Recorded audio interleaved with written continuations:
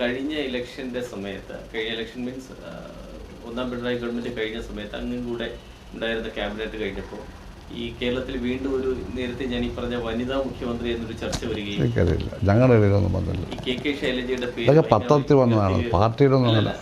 എൻ്റെ ചോദ്യം, അന്ന് കെ ശൈലജയുടെ പേര് വല്ലാതെ തന്നെ ചർച്ച ചെയ്യപ്പെടുകയും ചെയ്തു. ഇല്ല, പാർട്ടിക്കകത്തല്ല, പാർട്ടിക്കകത്ത് യാതൊരു ചർച്ച നടന്നിട്ടില്ല. ഞാനുള്ളപ്പോഴും നടന്നിട്ടില്ല. അതൊക്കെ മാധ്യമങ്ങൾ ഉയർത്തിവിടുന്നതാണ്. അത് ഞാൻ പലയിടത്തും പറഞ്ഞു കഴിയും. വേറെ ഒന്നും പറയാനില്ല അതിനെപ്പറ്റി. ആലപ്പുഴയിൽ അങ്ങേപോലെ തന്നെ പിണറായി വിജയൻ അപ്പോൾ ഒരാളിവിടെ ഉള്ളപ്പോൾ അദ്ദേഹം മുഖ്യമന്ത്രിയാവുന്ന ഏത് കൊച്ചുകുഞ്ഞിനും അറിഞ്ഞുണ്ട്. വേറൊരു ചർച്ചയ്ക്ക് എന്താ പ്രസക്തി? രണ്ടാം നിര ഉണ്ടല്ലോ, രണ്ടാം നിര ഉണ്ടല്ലോ. ഉചിതമായ സമയത്തായിരിക്കും അത് ഉണ്ടല്ലോ ഇവിടെ, അതെല്ലാം ഉണ്ട്. പക്ഷേ മൊത്തത്തിൽ നമ്മൾ ശ്രദ്ധിക്കണം. തിയററ്റിക്കലായിട്ടുള്ള നോളജൊക്കെ വളരെ പ്രധാനം, അതാവശ്യമാണ് ഇടതുപക്ഷത്തെ നയിക്കുമ്പോൾ. പിന്നെ പ്രായോഗികമായ പരീക്ഷണങ്ങളിലൂടെ കടന്നു വന്നുള്ള അനുഭവം കൊണ്ട് പ്രധാന കാര്യം. അത് പിണറായി വിജയനുണ്ടല്ലോ. അദ്ദേഹം പരീക്ഷണങ്ങൾ കടന്നു വന്ന രാഷ്ട്രീയമായ നല്ല ഇതല്ലേ അല്ലേ? EMSനെയും PGM പോലെ സാമൂഹിക രാഷ്ട്രീയ ഡെവലപ്മെൻറ്റുകൾ വ്യാഖ്യാനിച്ച് പാർട്ടിയുടെ നിലപാടുകൾ കൃത്യമായിട്ട് പറയുന്ന ഒരു നേതാവിൻ്റെ അഭാവം ഇപ്പോൾ പാർട്ടി ഒരു ഐഡിയോളജിക്കൽ ഇറോഷൻ. അതാണല്ലോ ഇന്നലെ ഗോവിന്ദനും പറഞ്ഞത്. തിയററ്റിക്കലായി പ്രത്യയശാസ്ത്രപരമായിട്ടുള്ള അറിവ് കുറഞ്ഞു വരുന്നു എന്ന് പറഞ്ഞല്ലോ. അത് എല്ലാവരെയും ബാധിക്കുന്നതല്ലേ. അത് തിരുത്തണമെന്നാണ് പറഞ്ഞത്, അത് പഠിപ്പിക്കണം. അതുപോലെ നേതാവെന്ന് പറഞ്ഞാൽ ഇതെന്നല്ലേ വളർന്നു വരണ്ടേ. അല്ല ഇതെല്ലാം കൂടി ഞാൻ കുത്തി നിറച്ചൊരു നേതാവ് വരുമോ? അങ്ങനെയുള്ളവർ യങ്ങർ ജനറേഷനിൽ വരുമ്പോഴാണ് അതിൽ നിന്ന് സമർത്ഥന്മാർ വരുന്നത്. അതിൽ കുറവുണ്ട്, ആളുണ്ട്, പക്ഷേ ഇങ്ങനൊരു കുറവുണ്ട്. അത് പരിഹരിക്കാനാണല്ലോ പ്രസ്ഥാനം. പരിഹരിക്കുമല്ലോ. സെക്രട്ടറി തന്നെ ഇന്നലെ പറഞ്ഞല്ലോ, ഞാനിത് വായിച്ചു. പുതിയ തലമുറയിലെ ആൾക്കാർക്ക് ഈ ഐഡിയോളജിക്കൽ ബേസ് കുറവാണെന്നുള്ളത് അങ്ങനെ പൊതുവിമർശനമുണ്ട്. അത് പഠിക്കണം, അവർ പഠിക്കണം, സ്വയം പഠിക്കണം, മറ്റുള്ളവരിൽ നിന്ന് പഠിക്കണം. രണ്ടും പ്രധാനമല്ലേ? വലിയ പ്രധാനം. അങ്ങനെയൊക്കെ ആയിരുന്നല്ലോ ഞങ്ങളുടെ SFയൊക്കെ ഉണ്ടാവും. ഞങ്ങളുടെ പുസ്തകമെല്ലാം വായിക്കുകയല്ലേ. പുസ്തകം ആർത്തിയോടുകൂടി തിരട്ടിക്ക പുസ്തകം എല്ലാം പോയി വാങ്ങിക്കുക. എല്ലാ ക്ലാസ്സിനും പോകും, പാർട്ടി ക്ലാസ്സുള്ളിടത്തെല്ലാം പോകും. അത് സംസാരിക്കും, ചർച്ചകളിൽ പറയും. അതാണ് ജീവിതം. വേറൊന്നിനെപ്പറ്റി ആലോചിച്ചില്ല. മന്ത്രിയാവുമെന്നല്ല ഞാനങ്ങനെ ആലോചിച്ചോ? എന്നെപ്പോലുള്ളൊരു മന്ത്രിയാക്കിയല്ലേ പാർട്ടി? പറ.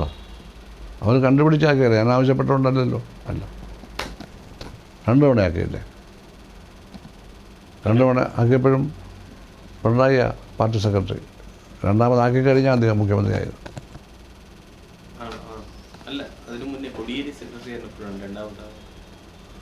അതാ രണ്ടാമത് ഞാൻ മന്ത്രിയായപ്പോഴെന്ന് പറഞ്ഞു.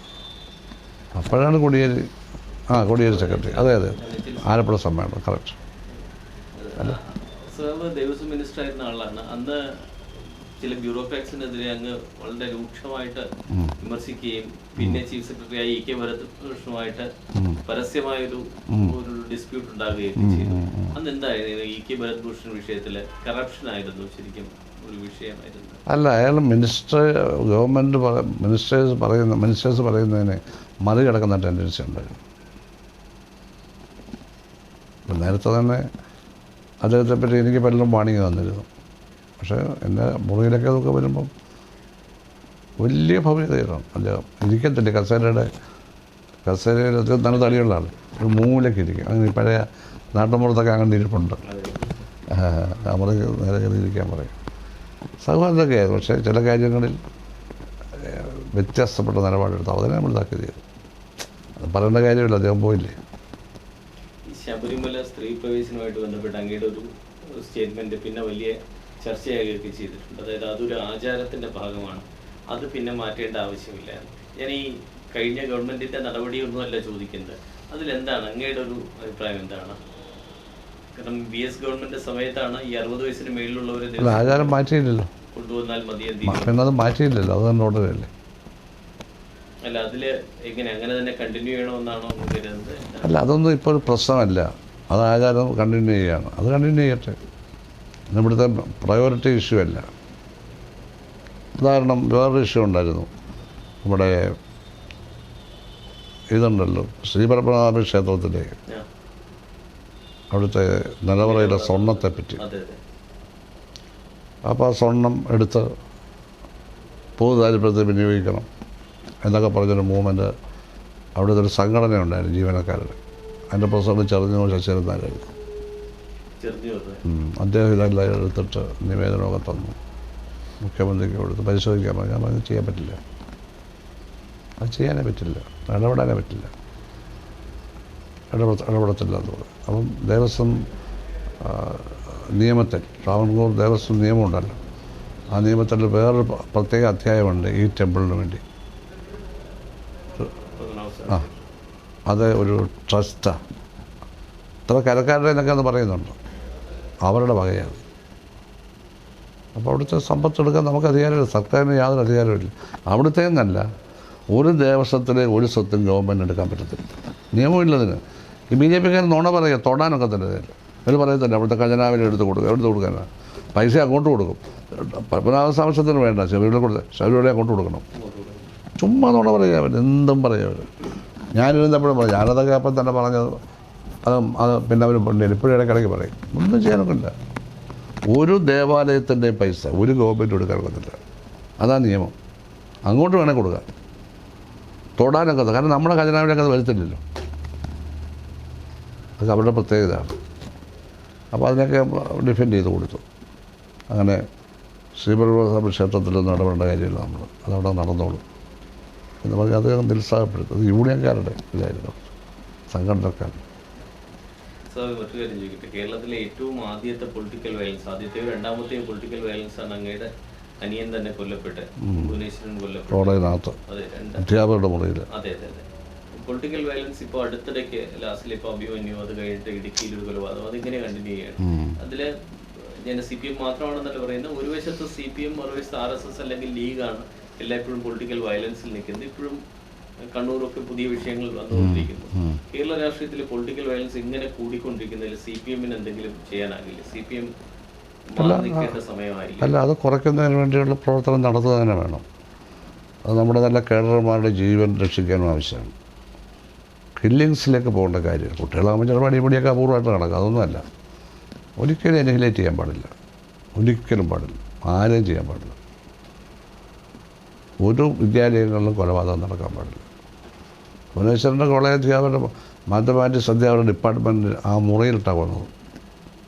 കാലിൽ പിടിച്ചിടിച്ചിടിച്ചിടിച്ചാവുന്നു, അല്ല ഇങ്ങനെ പൊട്ടി അങ്ങനെ ആയിപ്പോയി, ബോധമില്ലായിപ്പോയി. 18, second year BA economics.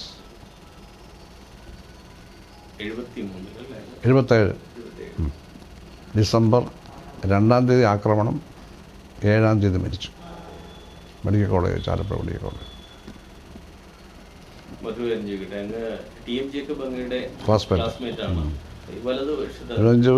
Thiruvanchoor ഇദ്ദേഹമൊക്കെ ഞങ്ങളില്ല. ഫിലിപ്പോ തോമസ്, തിരുവഞ്ചൂർ രാധാകൃഷ്ണൻ, ഫിലിപ്പോ തോമസ് എന്നോട് പഠിച്ചാണ്. അദ്ദേഹം ഇപ്പോൾ ഞങ്ങളുടെ കൂടെ DC പ്രസിഡൻ്റൊക്കെയാണ്, യൂണിവേഴ്സിറ്റിയോട് ചെയർമാനൊക്കെ. എനിക്കിപ്പോൾ പിന്നെ എന്താ സുധാകരൻ 1970-കളുടെ ആദ്യം ഈ സിൻഡിക്കേറ്റ് കോൺഗ്രസ്സിനൊരു വിദ്യാർത്ഥി വിങ് ഉണ്ടായിരുന്നു, KSUവിലെ സംഘടനാ കോൺഗ്രസ്സിൻ്റെ, അതിൻ്റെ ഒരു നേതാവായിരുന്നു അദ്ദേഹം, ഒരു വിദ്യാർത്ഥികൾ. അപ്പം അന്നത്തെ ഗവൺമെൻറ് സംയുക്ത വിദ്യാർത്ഥി സമ്മേളനത്തിൽ അദ്ദേഹം മെമ്പറായിരുന്നു. അപ്പം അദ്ദേഹം ഒരു വിദ്യാർത്ഥിയാണ്. KSUOയുടെ KSU സംഘടന അതിലെ ഭാരവാഹിയായിരുന്നു അദ്ദേഹം. ഞങ്ങൾ സംയുക്ത സമിതിക്ക് അദ്ദേഹം, ഞാൻ ചെയർമാൻ കൺവീനറായിരുന്നു, വരുമായിരുന്നു. അന്നത്തെ ഗവൺമെൻറ്റിനെതിരെയാണ്. അദ്ദേഹത്തെ അതുപോലെ അറിയാം, സതീശനെ അറിയാം, രമേശ് ചെന്നിത്തല അറിയാം, ഇവരെല്ലാം അറിയാം. ഇപ്പോൾ ഉള്ള എല്ലാ നേതാക്കന്മാരും അറിയാം. ശശി തരൂരിനെയൊക്കെ പിന്നെ ഔദ്യോഗികമായിട്ട് വന്നതിന് ശേഷമുള്ള അടുപ്പം മാത്രമാണ്. പിന്നെ ചെന്നിത്തലയായിട്ട് വിദ്യാർത്ഥി, അയാൾ KSU പ്രസിഡൻ്റാണ്, ഞാൻ SFയുടെ ജനറൽ സെക്രട്ടറി ആയിരിക്കണം. ഒരേ സ്ഥാപനത്തിൽ ഞങ്ങൾ ചന്ദനത്തോപ്പ് ITയിലൊക്കെ അവിടുത്തെ യൂണിയൻ്റെ പ്രസംഗത്തിന് ഞങ്ങൾ പോയിട്ടുണ്ട്, രണ്ടുപേരോട് കായംകുളത്ത് ബസ് കയറി പോയിട്ടുണ്ട്. അന്നേ പരിചയമുള്ള ആളാണ് ചെന്നിത്തല.